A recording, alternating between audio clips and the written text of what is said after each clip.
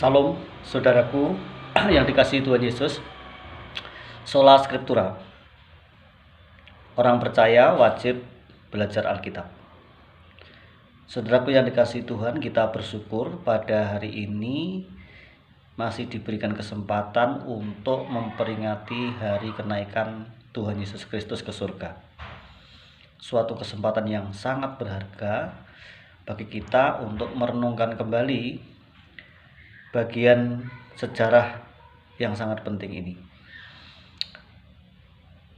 Namun sebelumnya kita akan membaca nas kitab suci yang terambil dari Kisah Para Rasul pasal 1. Saya akan membaca ayat 6 sampai dengan ayat yang ke-11 yang demikian bunyinya. Yesus terangkat ke surga, maka bertanyalah mereka yang berkumpul di situ, "Tuhan, maukah Engkau pada masa ini memulihkan kerajaan bagi Israel?"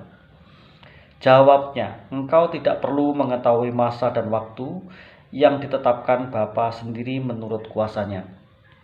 Tetapi kamu akan menerima kuasa kalau Roh Kudus turun ke atas kamu, dan kamu akan menjadi saksiku di Yerusalem dan di seluruh Yudea dan Samaria dan sampai ke ujung bumi." Sesudah ia mengatakan demikian, terangkatlah ia disaksikan oleh mereka, dan awan menutupnya dari pandangan mereka. Ketika mereka sedang menatap ke langit, waktu ia naik itu, tiba-tiba berdirilah dua orang yang berpakaian putih dekat mereka, dan berkata kepada mereka, "Hai orang-orang Galilea, mengapakah kamu berdiri melihat ke langit? Yesus ini yang terangkat ke surga meninggalkan kamu akan datang kembali dengan cara yang sama seperti kamu melihat dia naik ke surga." Saudaraku yang dikasihi Tuhan, nas yang kita baca ini akan menarik apabila kita beri judul "Pergi untuk Kembali".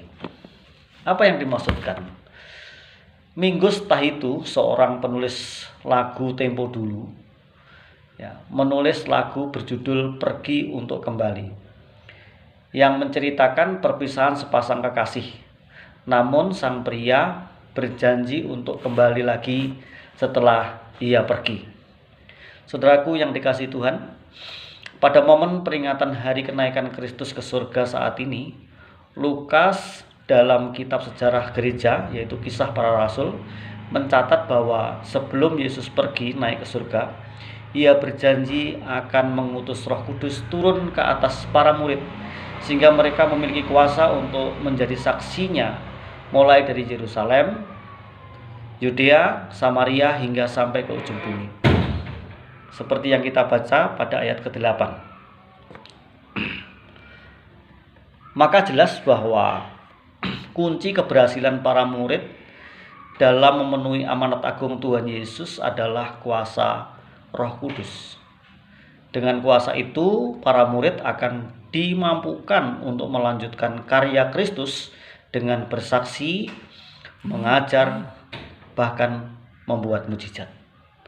Saudaraku yang dikasihi Tuhan, setelah Yesus naik ke surga dengan disaksikan murid-muridnya, bahkan 500 pasang mata dalam catatan Paulus, tiba-tiba berdirilah dua orang berpakaian putih. Ini adalah wujud dari kehadiran malaikat yang mengingatkan bahwa Yesus yang terangkat ke surga akan datang kembali. Terdapat di ayat 10 sampai 11. Yesus kembali ke rumah Bapa, dan dari sana ia akan melanjutkan pelayanannya di bumi melalui rasul-rasulnya serta saksi-saksi yang lain. Saudaraku yang dikasihi Tuhan, kalau kita memperhatikan peristiwa kenaikan Tuhan Yesus yang disebut juga sebagai pelayanan pasca kebangkitan atau post resurrection ministry, terlihat atau terkesan dianggap tidak sepenting Natal, Jumat Agung, Paskah, dan peristiwa turunnya Roh Kudus atau Pentakosta. Padahal peristiwa kenaikan Yesus sama pentingnya. Peristiwa-peristiwa tersebut merupakan satu rangkaian karya keselamatan Allah Tritunggal yang tidak boleh dipisahkan satu sama lain. Saudaraku, Peristiwa kenaikan Yesus memiliki makna khusus yang berkaitan dengan kedatangannya yang kedua kali. Karena kenaikan Yesus merupakan konfirmasi dan jaminan pasti dari kedatangannya yang kedua kali. Suatu hari nanti, one day. Seorang ahli Alkitab berkata bahwa kenaikan Kristus merupakan akhir karya Kristus di bumi, sekaligus permulaan sejarah gereja yang berlangsung hingga Kristus datang kembali. Mari kita mengingat dan mensyukuri seraya berjaga mengantisipasi kedatangan Kristus yang kedua kali kelak. Selamat memperingati hari kenaikan Kristus ke surga. Sola Scriptura. Tuhan memberkati saudara sekalian. Amin.